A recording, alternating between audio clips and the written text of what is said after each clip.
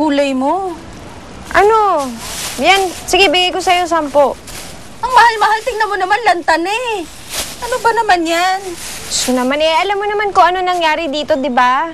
Meron nga tayong kakulangan sa gulay, di ba pineste lahat? Talagang tataas yung presyo niyan. Sobra? Totoo ba yun? Grabe naman. Ano naman nangyari doon sa anak ni Lara? Ay, naku. Aba, i-believe din naman ako doon sa salot kong pamangkin, no? Hanggang ngayon talaga, siya pa rin ang chismisan dito sa bayang ito. Naku, Mayang, hindi ka maniniwala. Si Lara, nanganak ng unggoy. Ang mukha niya. Tama ba yung narinig ko? Oo. Si Lara nanganak ng unggoy?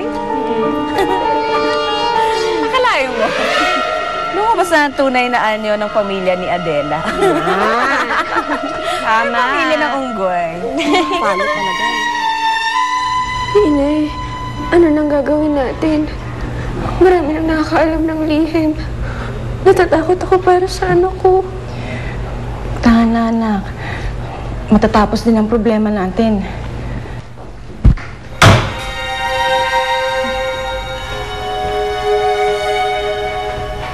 At anong ginagawa niyo rito?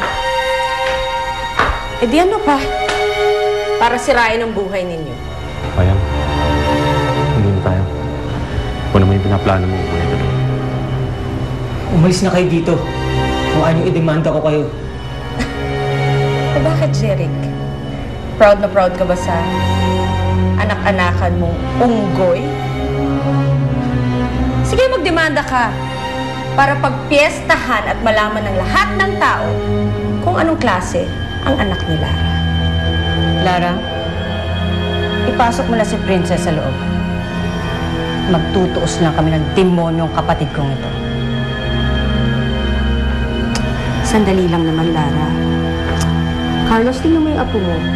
Tingnan mo kung gaano siya kaganda. Pinakamagandang unggoy niya dito sa Pilipinas. Lara, ano nangyari kay Princess? Ano ka ba naman, Carlos? Di ba obvious? Lumabas ang tunay na anyo ng batang yun. Isang unggoy na pinanganak sa pinakamalas na pamilya dahil punong-puno ng sumpa. Ay, naku. Hindi niyo po ba nakikita? Unggoy-unggoy na naman pala yan.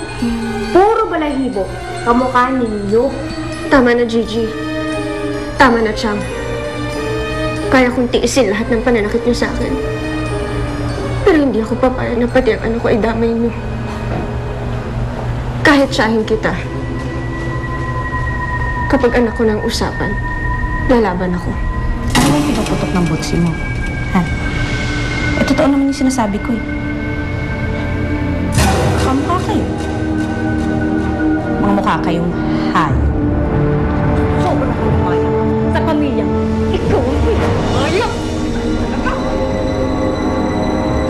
So, Marvin, tell me, what's your ultimate plan?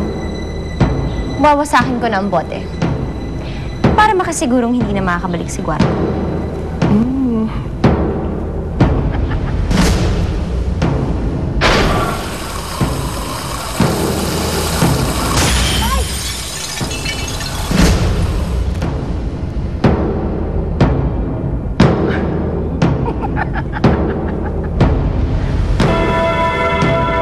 Sandali lang, Marvin.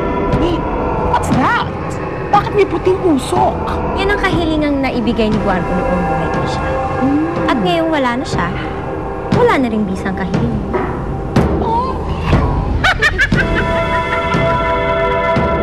Mayang! Mayang! Adela! Tama na! Sige, pagtanggol mo yung babae niyan! Bakit? Sa tingin mo, kayo ang pagtatanggol niya? Ha? Eh, pamilya kayo ng kamalasan?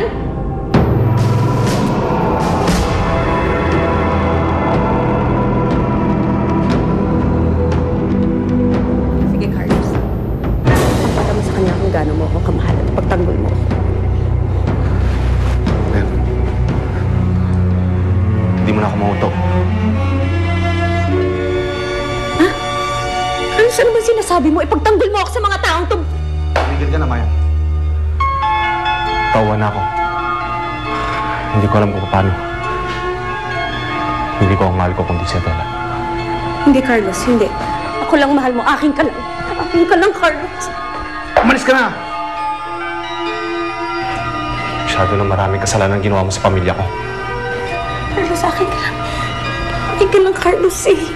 Akin ka lang, hindi ka pwede kay Adela. Akin ka lang, ako lang ang mahal mo. Hindi mo ba siya narinig? Umalis ka na.